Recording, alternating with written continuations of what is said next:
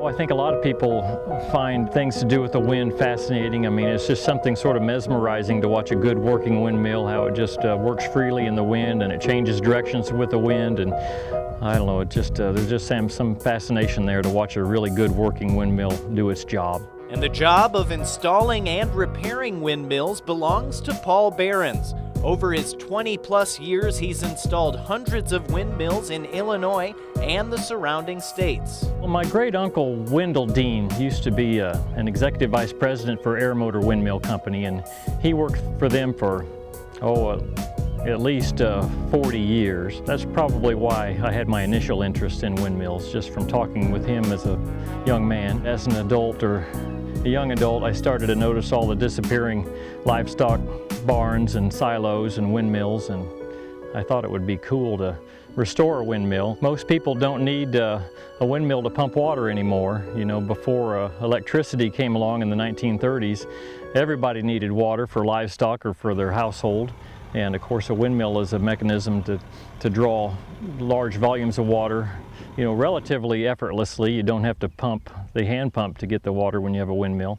And of course, after electric came to the rural America, a lot of those old windmills were already worn out, and they were converted to an electric pump, which operated the pump jack to draw the water. So unless you really, really needed a windmill in a very remote area that didn't have electricity, that was the beginning of their demise after rural electricity.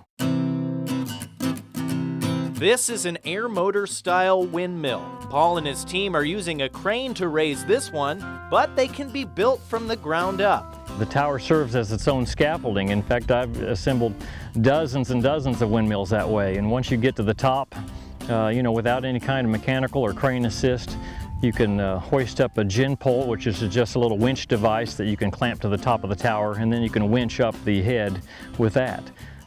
So they would have built the tower up from the ground up maybe, or they would have had a snubbing pole and maybe a team of horses or tractor, and they could have pulled the windmill up. About half of my jobs are to repair old ones and to repair old pumps, and the other half are just, I call it ornamental windmills. They're still authentic, traditional water pumping type windmills, only they just don't pump water. It's a simple machine, it doesn't require electricity, and it'll work 24/7 if you're there or not. And if you're watering horses or cattle and in a remote pasture and you don't want to have to go out there and tend them every day, you can put a windmill out there and let it do its thing, and it's just really neat, I think.